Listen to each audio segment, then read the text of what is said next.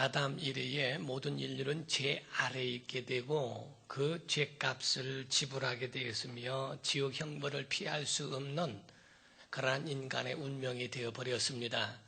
그로 인해서 죄를 범한 인간의 모든 사람들은 이제 죄 아래서 고통을 받게 되어 있고 그 가운데에 결국에는 영원한 형벌을 피할 수 없는 그러한 존재들로서 길을 잃어버린 방황하는 심령들이 되어버리고 마는 것입니다. 그러나 사랑의 하나님은 별과 같은 그 존재인 선지자들을 통해서 길을 제시해 주셨고 그들에게 희망을 곧 우리가 햇빛이 없는 곳에서는 달빛으로 그거를 또 계속적으로 이어가는 것처럼 하나님께서 이 영원한 생명과 그것을 잃어버린 그 아담을 위하여 그 후손들을 위하여 곧 인류를 위해서 선지자들을 통하여 그 길을 제시하시고 그 길을 잃지 아니하도록 그 길을 인도해 주신 겁니다. 마치 동방박사 세 사람이 그 가운데 별을 보고 찾아온 것처럼 그 별이라고 하는 것은 그 선지자들을 향하여 말하는 것과 같습니다. 그들의 예언과 같이 그 예언을 쫓아서 다가온 것과 같습니다. 하나님은 마침내 아들을 이 땅에 보내셨고 그 아들을 십자가에 죽이심으로 인하여 십자가에 죽는 그 예수의 피의 공로가 온 인류의 죄를 대신했고 그 피값을 지불함으로 인하여 누구든지 예수 그리스도를 믿으면 그 피의 근거로 인하여 구원에 이를 수 있는 은혜를 베풀어 주신 겁니다. 그러므로 예수 그리스도 말씀하시기를 내가 곧 길이요 진리요 생명이니라고 말씀을 하심으로써 예수 그리스도를 통하여서만 아버지께로 온다라고 예수님 말씀하셨어요. 본래 인간의 마음에는요 죄성이라는 것이 있어서 태어날 때부터 그저 하나님을 경외하고 하나님을 사랑한다면 얼마나 좋겠어요. 그러나 인간의 속성 자체가 하나님께 반대적으로 살고 싶어하고 하나님께 대한 반항과 하나님께 대한 멀리 떠나버리고 싶은 그러한 심성, 그러한 본성을 가지고 있는 것이 바로 인간입니다. 그러므로 사람들은 나는 모태신앙이니까 어렸을 적부터 신앙생활에 꼭 교회를 다녔으니까 나는 상관이 없다. 하나님께로 돌아온 것처럼 그렇게 여겨질 수도 있습니다.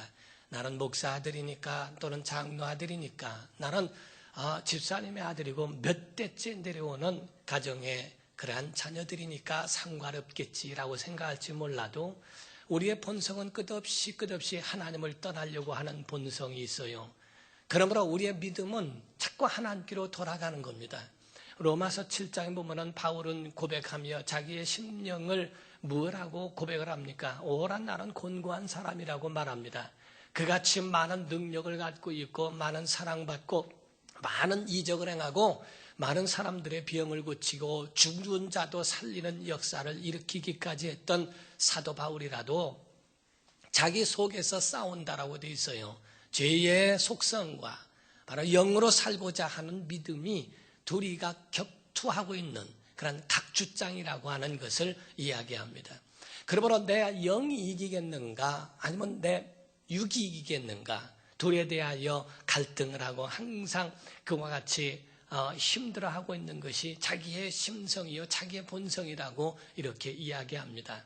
그러므로 우리가 날마다 하나님 앞으로 나아가지 않으냐면 날마다 하나님 앞에 나아가 자기 자신을 내려놓고 연약한 모습을 내려놓으며 하나님의 도움을 구하지 않으면 우리도 똑같이 온 인류가 하나님을 떠난 것과 같은 하나님의 눈에서 멀어지고 하나님의 사랑 가운데서 멀어지고 결국에는 타락과 또 영원한 형벌을 받을 수밖에 없는 자들로 전락해버릴 수도 있다는 것을 이야기합니다. 사랑하는 성도 여러분, 신앙인들에게 복 중에 복이라고 하는 것은 깨닫는 복인 줄 믿습니다. 우리가 하나님 말씀을 듣고 깨닫는 것은 그것은 쉬운 일이 아닙니다. 그저 우리가 쉽게 생각하고 하나님 말씀을 들을 때에 그걸 이성으로 만들어요. 그래서 그 말씀이나 모든 말씀 들을 때 윤리와 도덕이라고 하는 기준에만 세워져서 그 이상의 영적인 하나님의 말씀을 못 듣는 경우들도 너무나 많습니다. 그로 인하여 하나님과 동떨어져 버렸고 하나님의 마음과 그 의도와는 전혀 상관없는 삶을 사는 일들도 얼마나 많은지 모릅니다. 우리의 신앙생활은 그게 아닙니다. 정말 하나님이 무엇을 갖고 계시고 무슨 뜻과 무슨 마음을 갖고 계신가. 그래서 고린도전서 2장 10절 이하에는 사람의 속에 있는 사람의 영 외에는 그의 사정을 아는 자가 없고 성령만이 하나님의 속사정을 이해하신다, 이렇게 되어 있어요. 성령이 아니면, 성령께서 우리에게 감동해 주지 않으면 하나님의 마음이 어떠한지를 깨닫지 못한다는 겁니다. 세상 사람들은 죄에 대하여 말하기를 죄는 바로 사람들을 해롭게 하는 것이 죄다. 그러므로 의는 사람들을 이롭게 하는 게 의일 수 있다. 그리고 심판이라고 하는 것은 악한 자들이 그들의 운명이 바로 사형을 당하거나 또 아니면은 감옥에 갇히거나 그에 대한 대가를 지불하는 것이 심판이다. 그러나 요한복음에 말씀하길 뭐라고 이야기합니까? 요한복음 16장 8절 9절 이하에는 성령이 오시면 너희에게 죄에 대하여 의에 대하여 심판에 대하여 너희를 책망하실 텐데 죄가 뭔지 아느냐? 너희가 나를 봤지만은 나를 믿지 아니하는 것이 죄다.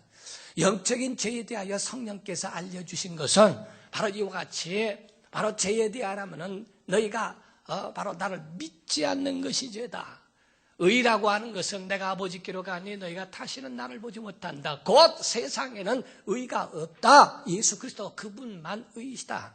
심판이라고 하는 것은 바로 마귀, 이 세상 임금이 심판을 받은 죄의 원흉인 마귀가 심판을 받은 것이 그게 심판이다.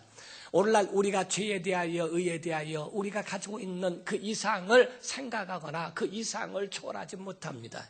성령이 오셔야만이, 성령께서 그 마음을 감동하셔야만이 하나님이 무엇을 말씀하시는지를 그걸 이해하신다.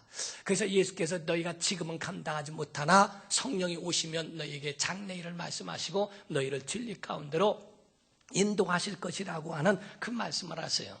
오늘 우리가 신앙생활을 오래 했다고 해서 그 말씀을 다 깨닫지는 못합니다.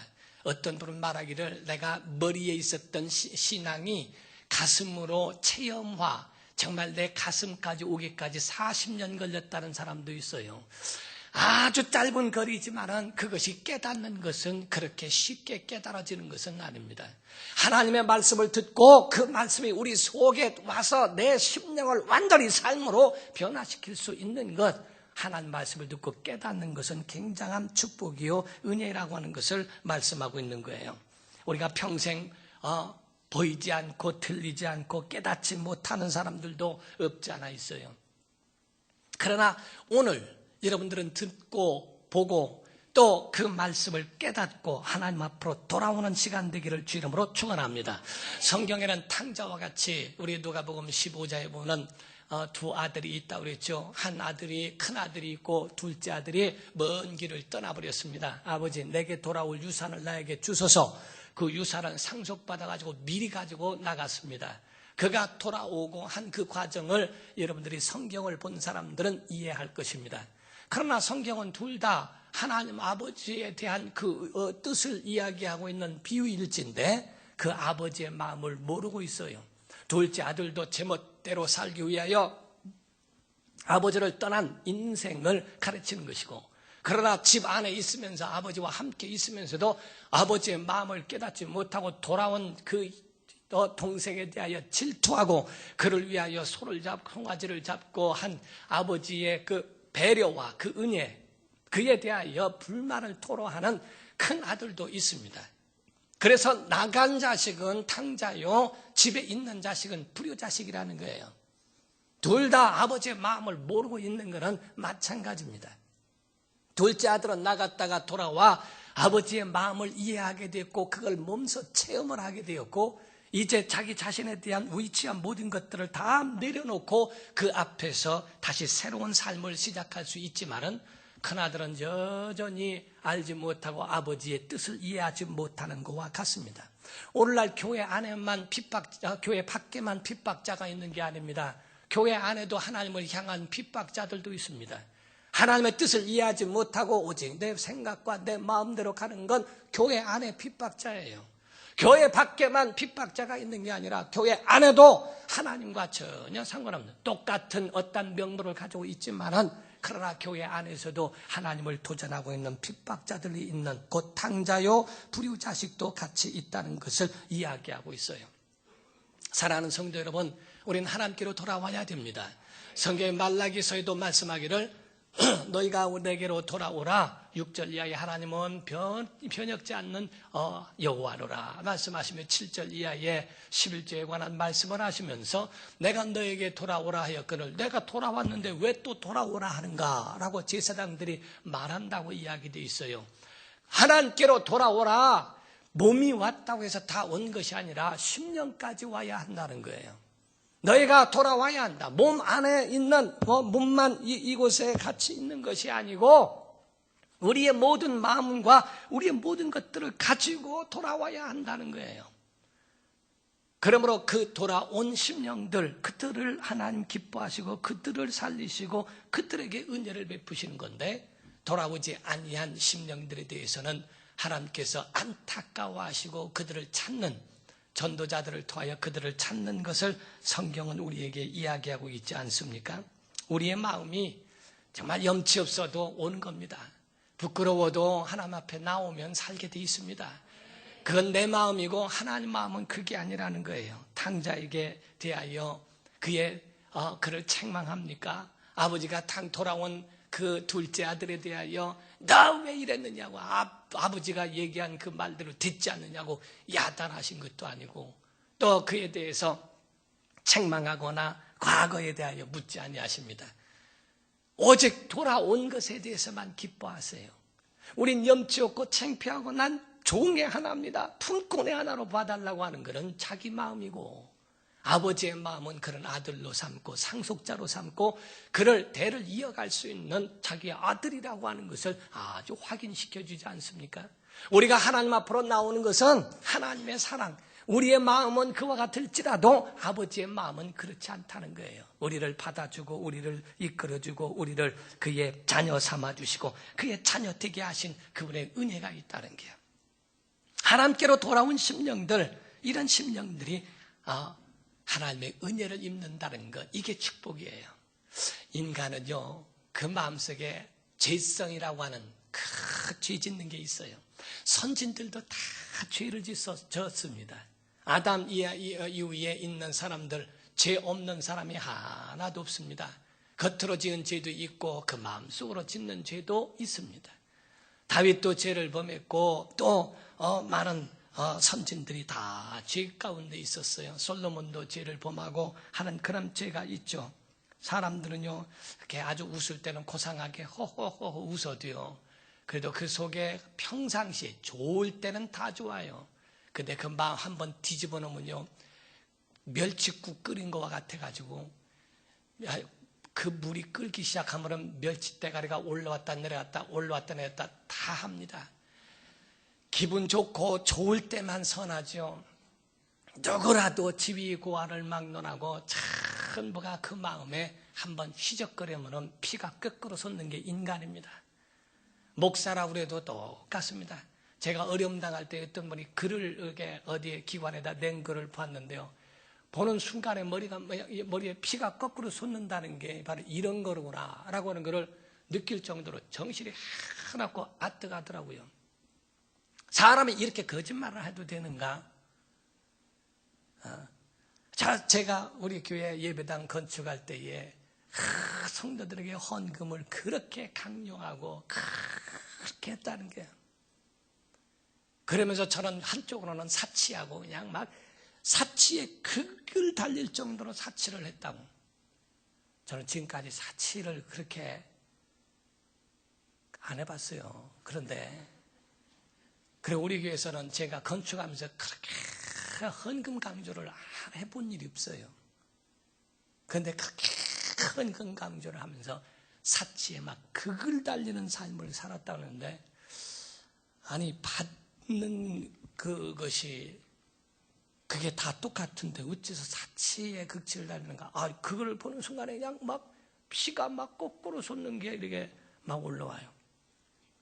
그걸 어떻게 할 수도 없고 목사라고 해도 죄성이라는 게 있어서 그 속에 막 뒤집어 놓는 것이 없지 않아 있구나 하는 그런 게 있어요. 선할 때는 좋을 때는 한없이 좋을 수 있습니다. 그러나 그거 한번 마음만 휘적거려 놓으면 그게 다시 막 일어나는 게 그게 인간이요 죄를 짓는 그 마음이 그 속에 있다. 성경은 우리에게 말씀합니다. 하나님께로 돌아오라. 그리하면 내가 너에게로 돌아가리라. 하나님은 계속적으로 신호를 보내고 계시고 사인을 주시며 경고도 하시고 그들을 돌아올 수 있도록 만들어 주시며 그렇게 우리에게 부르시는 음성이 있습니다. 시편 107편 20절에 보면은 말씀하기를 저가 말씀을 보내사 저들을 고치시고 저들을 위경에서 건져 주시는도다 라고 되어 있어요.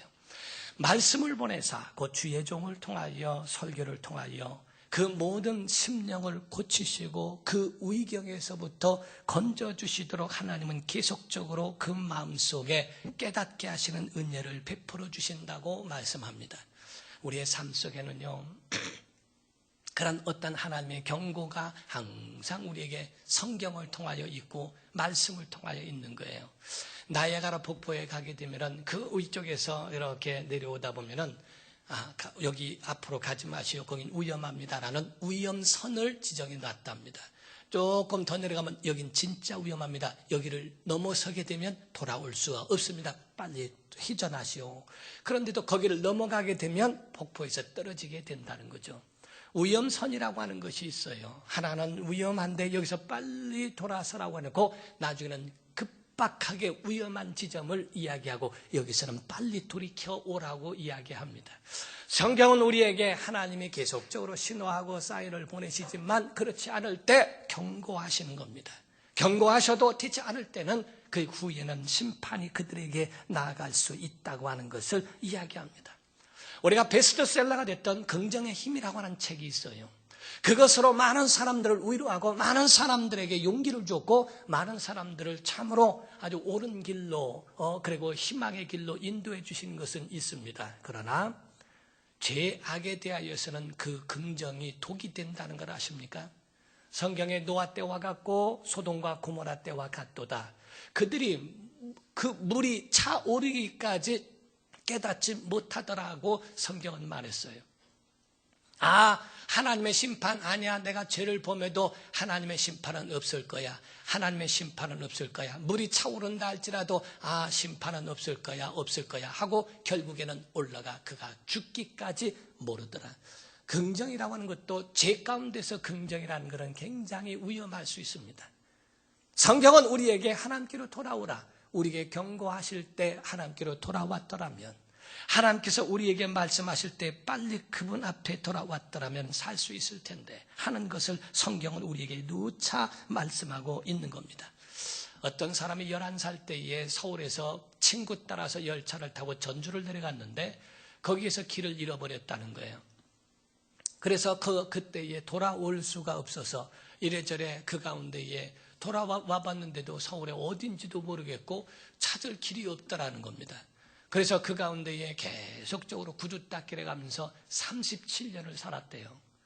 그런데 37년 동안에도 아버지를 그리워하는 겁니다.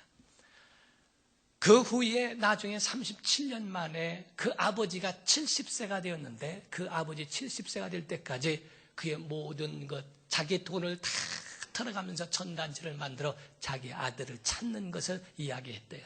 결국에는 찾았다는 겁니다.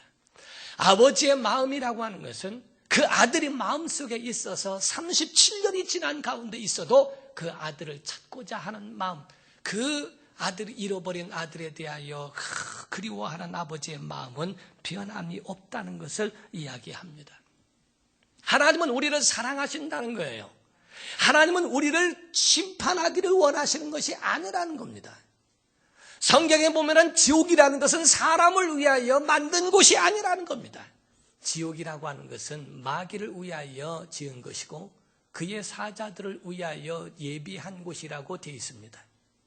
하나님을 오해하지 말라는 거예요. 하나님은 우리에게 응해 주시기 원하고 복 주시기 원하고 긍휼히 여기시기를 원하고 우리의 모든 삶에 평강 주시기를 원하시는 분이 하나님이신데 오늘날 하나님을 오해하고 있어 하나님이 우리를 죽이시고 우리를 이곳에 인도하셔서 우리를 쓸어버리시는구나 라고 착각하고 오해하지 말라는 거예요. 하나님은 좋으신 분이요 우리를 영원한 생명으로 인도하실 분이신데 우리가 그 경고를 무시하고 하나님께로 돌아오라 할 때 돌아가지 아니한 그에 대하여 하나님은 심판을 이와 같이 그들에게 내리신다고 하는 것을 말씀하는 겁니다. 하나님이 얼마나 답답하시면 구약에 있는 호세아 선지자를 통해서 너는 결혼해라. 결혼을 하되 율랑녀, 몸을 파는 여인 중에서 하나를 택해서 결혼해라. 그 중에 보니까 고멜이라는 여인이 있는데 그런 자기 몸을 파는 여인이에요. 그와 결혼을 해서 사는데 그 고멜이라는 여인은 어느 정도 있다가 또 도망가 버립니다. 그래서 보면은 어디 있는가 찾다 보면은 하나님이 알려주셔서 가보면은 다시 몸 파는 장소에 가 있는 거예요. 하나님 말씀하시기를 다시 데려와 살라는 겁니다. 그 마음은 싫은데도 할 수 없이 데려다 또 삽니다. 그런데 또 가는 겁니다. 왜 그러는가 물어보니까 그게 좋다는 거예요. 오늘날 예수를 믿어도 하나님을 섬긴다고 해도 세상이 좋다는 겁니다. 하나님께 나와 신앙생활하고 기도하고 예배를 해도 오직 자기의 행복, 자기의 쾌락, 자기의 가지고 있는 유익을 위하여 하나님 앞에 나오는 것이지 결국에는 세상 사랑하여 세상으로 돌아가는 고멜 같다는 거예요. 호세아는 거기서 깨닫습니다. 이게 인간의 모습이요 이스라엘이로구나. 이스라엘이 하나님을 자꾸 떠나는 것, 하나님을 경외하고 하나님을 사랑하고 가까이 하는 것이 믿음일진데 하나님을 가까이 하지 않냐고 자꾸 떠나버리려고 하고 자기 좋은 곳으로 가는 고멜과 같은 것이 이스라엘이구나. 이게 바로 사람 속에 들어있는 죄성이라는 것을 그거를 하나님이 깨닫게 하시는 겁니다. 개인이든 가정이든 나라든 하나님을 떠나면 저주가 있게 돼 있어요. 그러나 하나님을 가까이 하고 하나님께로 돌아오면 살게 되어 있습니다. 하나님이 길을 열어주시고 진리가 무엇인지 참된 것을 알려주시고 생명이 무엇인지를 그것을 보여주시는 것, 이것이 바로 우리의 성경에서 하나님이 원하시는 그것을 말씀해요. 경북에서 사는 어떤 가정이 있는데 30대에 아이 4남매를 낳고서 30대에 남편이 세상을 떠났는데요. 그는 모든 아주 우상숭배의 1등이었다는 겁니다. 그렇게 우상숭배를 많이 했고 했는데 신기하게 그분은 죽으면서 유언을 남기기를 너희들은 교회 가라. 교회 가면 산다. 참 신기하죠. 자기는 평생, 자기는 30년 동안에 어렸을 적부터 우상숭배의 1등 했던 사람인데 죽으면서 너희들은 교회 가라 하고 떠났어요. 그 부인이 자녀들과 함께 어떻게 될까? 나중에는 그냥 서울로 올라와서 금은방 가게에 청소 심부름하는 것에 취직을 해서 거기서 일을 하면서 나중에 본 것이 있어서 금은방을 차리게 됐는데 거기서 성장을 했어요. 거기서 성공을 했고 거기서 아이들 다 가르쳤는데 그때 청소하면서 배운 것, 내 교회 가야 되겠다. 그래서 신앙생활을 시작했고 주님 앞으로 돌아온 심령이 그때부터 받은 복에 대하여 간증하고 고백을 합니다. 하나님께로 내가 나아가니, 하나님께로 내가 돌아서니 하나님이 저주를 끊으시더라. 하나님이 그 은혜를 베풀어 주시더라. 어떤 사람이 눈이 안 보이는 시각장애인이 있었다는 거예요. 그래서 어느 큰 교회에 거기서 나오는데 한 3년 만에 목사님을 찾아왔다는 겁니다. 그래서 그러냐고 오라고 새벽 기도를 한 번도 빠짐없이 나왔던 분인데 오라고. 그래서 그분에게 이렇게 맞이해서 이야기를 들었더니 그때에 그분이 하는 말이 원래 군인이었다는 거예요. 중령이었는데 그가 중령이었고 이제는 진급을 할 그 시점에 있었었는데 과로로 한 20일을 있다 보니까 갑자기 고열이 나고 난 다음에 그 다음에 입원했는데 눈이 보이지를 않는다는 거예요. 그래서 실명이 돼가지고 그 고열 때문에 그래서 실명이 돼가지고 더 이상 있을 수가 없어서 그래서 거기서 내려오게 되었고 이제 군 생활을 더 이상 못하게 되었다는 겁니다. 그리고 난 다음에 이제 절망 가운데 우울증과 모든 것에 사로잡혀 이제는 살 소망이 없을 때에 그때에 와서 목사님이 설교하고 말씀 전해준 그 생각이 나더라는 거예요. 그래서 그때에 교회를 다니기 시작했고 한 번 믿음을 가지면은 내가 정말 잘해야 되겠다는 그 마음의 결단 가지고 주 앞에 나와 한 번 빠지지 없이 새벽 기도와 기도. 우리가 이런 말이 있습니다. 온 몸에 있어서 온 몸이 1000양이라면 나머지 99양이 나머지 한 양이 나머지의 몸이라고 한다면 눈은 99양이라고 하는 식으로 하듯이 눈이라는 게 너무너무 중요하다는 거예요. 귀가 안 들리고 말을 못하는 사람은 그래도 다행이라는 겁니다. 그러나 눈이 보이지 않는 사람은 아무것도 할 수 없다는 거예요. 눈길에 넘어질 수도 있고 빗길에 소리로만 오직 뭐가 어떻게 된다고 하는 걸 소리로만 하는데 너무너무 답답하다는 겁니다.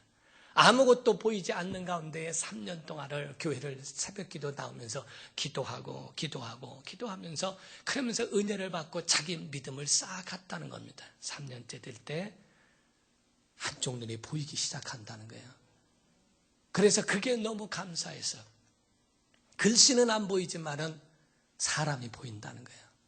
그래서 목사님한테 감사하다고, 하나님께 감사하다고, 그걸 간증하러 왔다고 얘기를 해요.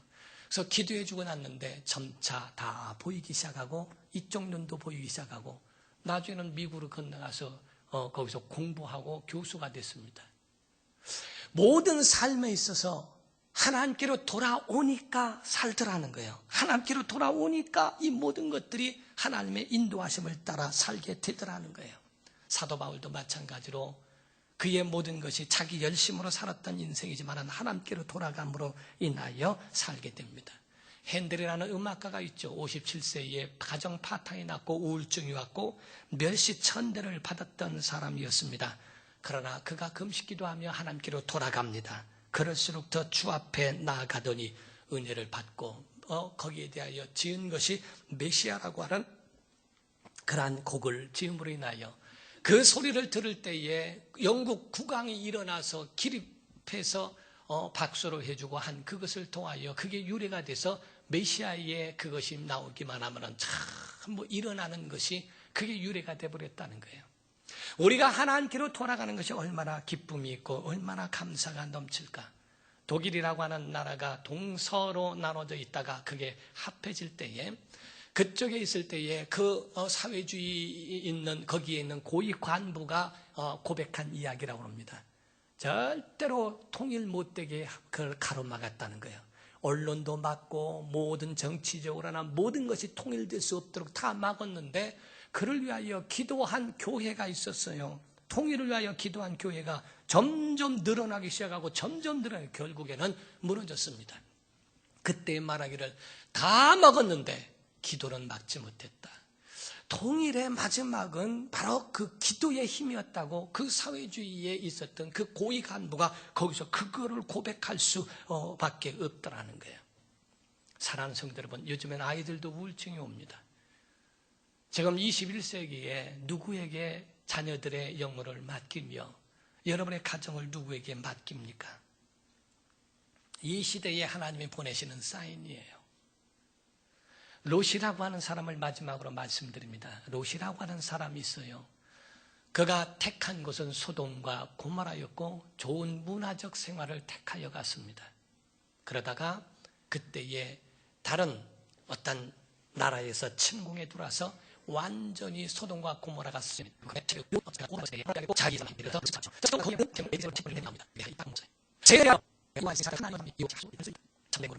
유화불로 완전히 그를 멸망하게 하시니 아내를 잃고 재산도 잃고 잃어버리고 다시금 하나님께로 돌아갈 수밖에 없는 그러한 것으로 하나님의 심판을 경험하게 된다는 겁니다.